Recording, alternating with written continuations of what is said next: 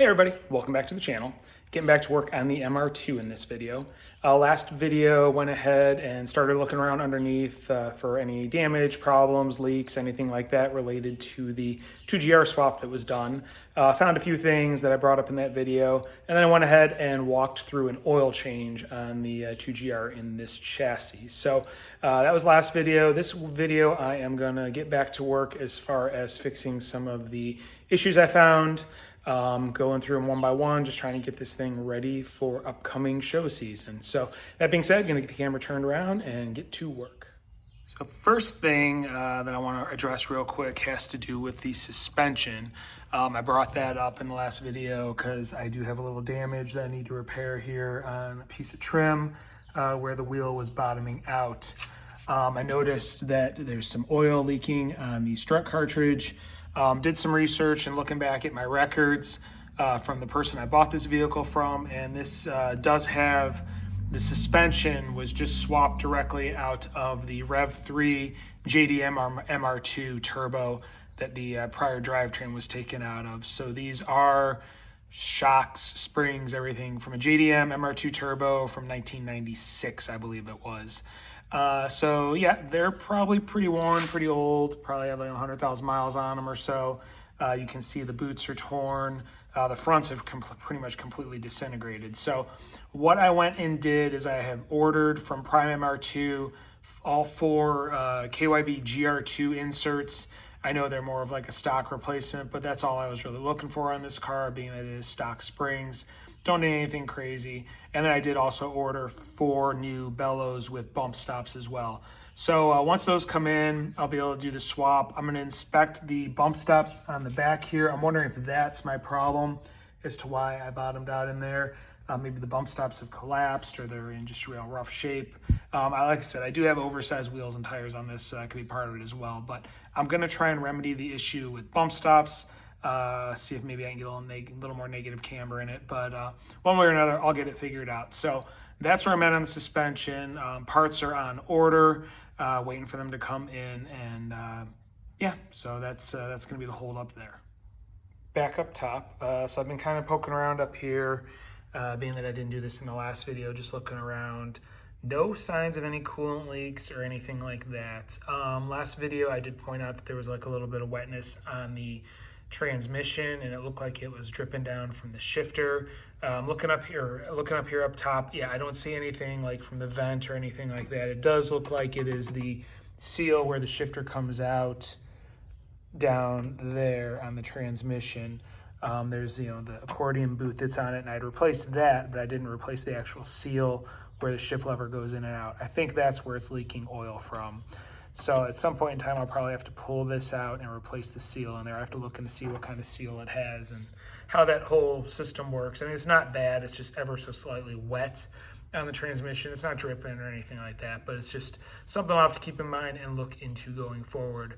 But yeah, I checked the coolant. Coolant level is exactly where it's supposed to be. It's right at the bottom of the cap when I pull the cap off.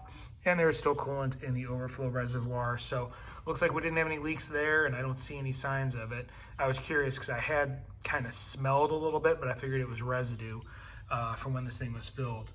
One thing I am noticing that I need to try and clean up, and I mentioned this in the previous videos before, is a lot of these silicone lines are showing like a white film on them. I don't know if that's the silicone just kind of breathing or something from manufacturing or from like getting maybe some coolant spilled on them or whatever. But yeah, I need to try and get that cleaned up because it just doesn't look good seeing the white on those silicone hoses. So one thing there I need to work on. But I think next thing I'm going to do is, I haven't started this since I did the oil change. I did double check, pulled the dipstick, and it's where it needs to be. So I think I'm going to get this thing fired up, see if it starts, because I haven't run this thing in well over a month. And let it warm up, get a temp, just double check things once it's warmed up, look for any leaks, things like that. Just do a thorough inspection and go from there. One of those little stupid things, I still have the boost gauge in here from when this thing was a turbo. So I went ahead and hooked it up. Hadn't been hooked up for a while, so now it's, I at least have a functioning vacuum gauge, and if I ever decide to boost it down the road, I'll have that. So, but never ends hearing this sound. It is a beautiful thing. Really quick, after running this, I did notice one little drop on the ground there. It looks like a lot more now because I sprayed it with brake clean, but it looked like there was a drip coming from the oil filter cartridge housing. Went ahead, cleaned it off with brake clean, and then I'll run it again. I don't know if that was just residual from when I took everything apart and it was just sitting in the threads and when everything got warmed up, or if it is gonna leak. So yeah, maybe that O-ring didn't seal or something. So I may have to replace the filter in this thing again if the O-ring on the housing didn't seat properly. That is somewhat of an issue with these if you're not careful installing the cartridge housing. So something I'm gonna keep an eye on, and I will revisit down the road if it does need to be fixed. So it's been a few days since the last clip, and I just got the strut inserts and boots in the mail, so those have arrived, so I can now get to work on the suspension. So this video is probably going to revolve around the rear suspension, getting that knocked out, and that'll probably take it to the end of this video. Then next video I can pick up with the front. So that being said, I'm going to get some tools together and get ready to start pulling the strut out of the right rear. Everything we're looking at that we need to take out on this, it's pretty straightforward. You got the 2 through bolts here, sway bar link here. I'm gonna have to cut and bend this open so I can get the brake line out of the holder. And then up top, I'm gonna have to remove the access panel, and you've got the 3 strut top bolts there. And I also wanna loosen the center nut on the strut that holds the top hat on while it's still mounted in there. Just makes it easier to break it loose. So I'm going to start with these bolts and this bracket and go from there. So I'll come back once that's all taken care of. So everything is loosened and prepped to come out. As you can see, I pulled out the cover plate here. These are all 14s. I've loosened those 3. That's a 19. I loosened that. And then coming down here, 2 through bolts are 19 on each side. The struts, or the sway bar link, is a 14mm nut mixed with a 5mm Allen key. And then over here you can see I removed the brake line and then notched it with a Dremel. I'll clean that up later once it's off the car, but I did notch it so the brake line slid right out, but it'll still go into place with the clip so I can still retain it. So that is everything loosened up. So I'm gonna go ahead, pull these bottom bolts out and start working the strut assembly out of the car. Here we are, strut has been removed. I will say one other thing I'm gonna add is that you want to take off the rear caliper. I just undid the 1 bolt at the bottom, flipped it up, slid it off the slider, and I have it just kind of hooked onto the suspension arm there. So it's not dangling or anything, but that way you can just pull down on this assembly and just slide the strut out that direction, because there's too much stuff over here to try and get it out. It's easier to go that way. And if the caliper is in the way, you cannot do that. Also, the bolts were installed in this direction, and in order to get this bolt out, I had to get the caliper out of the way anyway, so it just made the most sense. So little trick there, or tip there, for if you're doing this job. But yeah, so strut is out. Here's what we have to work with. As you can see, the old bellows is destroyed. It looks like it might be leaking a little bit. That was the whole reason I'm doing this. Some grime coming out of the gland nut. So yeah, next step is going to be get this thing compressed and get the spring off, and go ahead and start disassembling the body. Here is one of those your results may vary moments. This car has 96 JDM MR2 suspension in it, so I know these are lower springs than factory, and I did double check before I started trying to take this nut off. I made sure I could press this down to the point where I could loosen it without even using a spring compressor, and I had no problem doing it. So what I ended up doing is, you can see I had a vice grip there on the shaft just to hold it in place, keep it from spinning. I just pushed down with one hand on the top hat, loosened the nut, everything came off fine. Now, had I felt any tension on it, then I would have grabbed the spring compressors, but there was no tension. I could actually get a visible gap between the top hat and the nut as I was pulling it off. So wasn't worried about it, and as you can see, it came off just fine. So now I can go remove everything and put it down in order, and then it'll be time to disassemble the strut assembly. Spring and top hat are off, so you're gonna have the nut. There's a spacer sitting in here that goes under that. Then you have the top hat and the spring. You can see the bellows came off in pieces. Here's the bump stop and the remainder of the bellows. I did double check. This is the new bump stop. They're the same height. That's the one that comes from KYB that I ordered. Part number is right there. I got all of this from Prime MR2, but as you can see, this has definitely seen better days. Not even popping back up. So yeah, this is definitely a pretty worn out strut. So next on the list is going to be get the gland nut out. Did some research on this, and I think the best way to do it, at least get it started, because it can take some serious pressure, is to actually put the nut itself in a vise, and then you can get a rod or a piece of thin pipe, and you put that through the through bolt hole, spin the body to at least break it loose, and then after that you can take a pipe wrench to it. So I think that might be the route I go. So I'm gonna get set up and get to work. Well, that totally worked. I went ahead, like I said, I clamped the vise on the gland nut there, had it laying flat, and then just used a piece of rebar that I had laying around in the bottom holes. It just barely fit through there. I was able to turn it enough to get the nut loosened, and then I put it back upright in the vise because this thing will leak oil if it's on its side and you get that thing too loose. And then I just used a pipe wrench and was able to get it the rest of the way out. So it'll come out right now. So yeah, next step is to pull that out, drain all the oil out of the tube, clean things up a little bit, and then I can start assembly with the new insert. Quick update, as you can see, the original center cartridge has been pulled out, oil drained.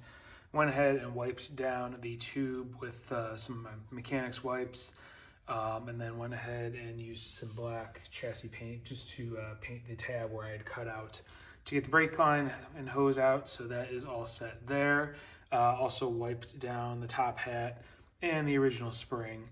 One thing I did notice is there is a date on this strut, and it looks to be from 92, based on what I can see. So I'm thinking these are the original non-turbo struts. That is my guess, best I can tell, from when this car was done. So it looks like it has the original non-turbo struts. Now, as you saw in that previous clip, this one was definitely blown. I could push down on it with no effort, and it did not move at all once I pushed down. So definitely need a replacement. So while paint's drying on this one, I'm gonna go ahead and start pulling apart the driver's side and get that ready to do all the same stuff and go from there. I'm not gonna bother filming anything on that side really, because it's just gonna be a repeat of what I've done so far. Quick update, here is the driver's side out. Like I said, went through all the same methodology as the passenger side. Cut the little notch to get the brake line out. You can see what the bellows on this side looks like, and same thing as the other side. There's very little resistance to push this down, and it does not spring back at all. So this strut definitely shot. Also, same thing, the spring I was able to just push down by hand enough to compress it so I could loosen the nut and get it all apart. So I'm gonna go through the steps of getting this thing disassembled, get it all cleaned up, spray paint that spot where I cut it with the cutoff wheel, and then everything will be ready to get back together and put back in the car. Driver's side cartridge, well, the housing is all cleaned up, and I went ahead and sprayed the brake bracket. So I'm gonna let these two dry overnight as far as the paint goes, and then come back tomorrow and I can start reassembly. I do still have to clean up the spring and upper mount for the driver's side, but I'll get to that later. It doesn't need to be done on camera. So I'll be back tomorrow and start assembling strut assemblies.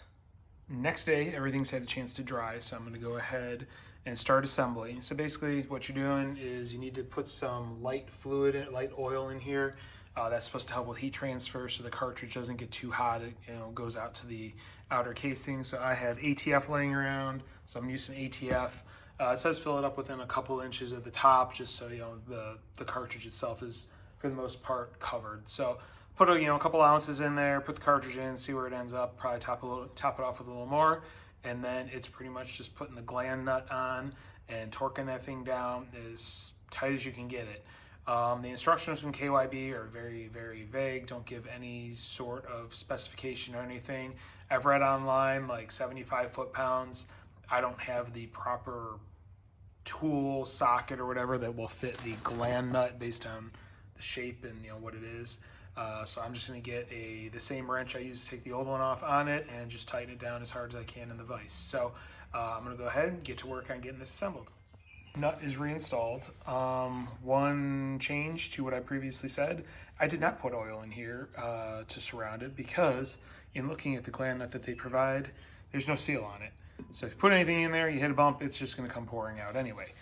So I'm guessing KYB does not want you to use any oil, at least with these struts. I looked through the vague instructions that they come with, and there's nothing about pouring oil in the housing either. It just has putting the cartridge in and putting the gland nut back on. So if they wanted you to fill it with oil, they would have given you a seal, I would assume. So I'm not putting any oil in it. I'm going to leave it as is. But yeah, I got a pipe wrench on this, tighten it down as hard as I can tighten it down. So good to go there. So next thing I'm going to do is I need to install bump stops and boots and then get the spring on. One thing I'm going to do is the bump stop that I ordered from KYB is the same height as the old one. Because I had the bottoming out issue, I'm going to shave like an 1/8 inch piece off the old bump stop and just put that on as well, just to give me a little extra bump on this.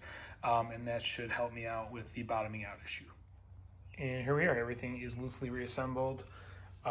Spring is, in place. Make sure your spring, gets in its little groove there that needs to be in.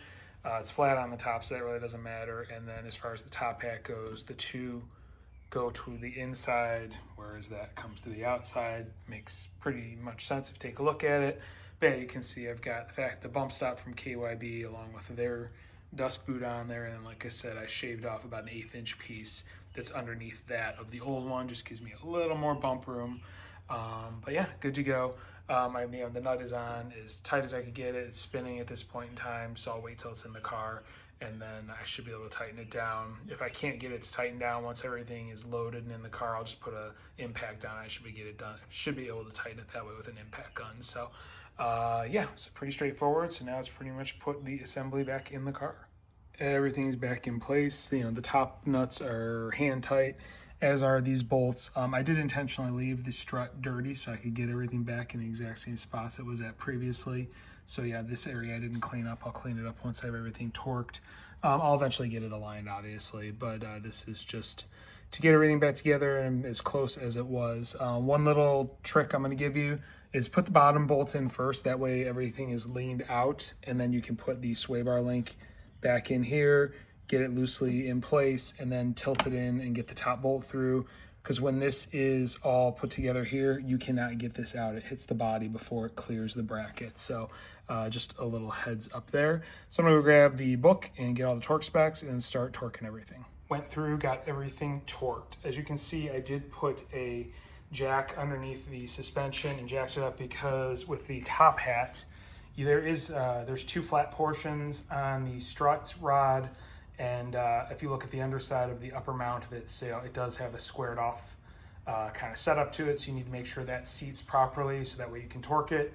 That nut gets torqued to 54 foot-pounds of torque. That is the center one here, and that's torqued.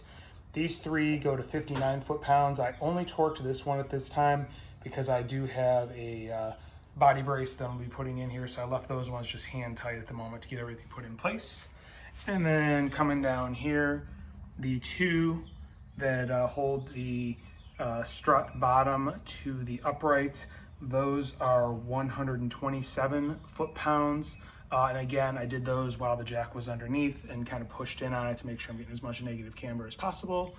And then the sway bar links are 36 foot-pounds. Not very easy to do if you don't have the right tools to do it. I pretty much just went good and tight until I couldn't get it anymore. I was holding it with an Allen bit on a ratchet and then a open end wrench, and I got it torqued down as much as I could. One thing I do want to add as well regarding the insert installation, I put them in dry. I know a lot of the instructions out there say to use oil. I gave my reasoning for it. I did go ahead and look online, and I found on KYB's website directly that they say put them in dry. So I'm going to insert that right here.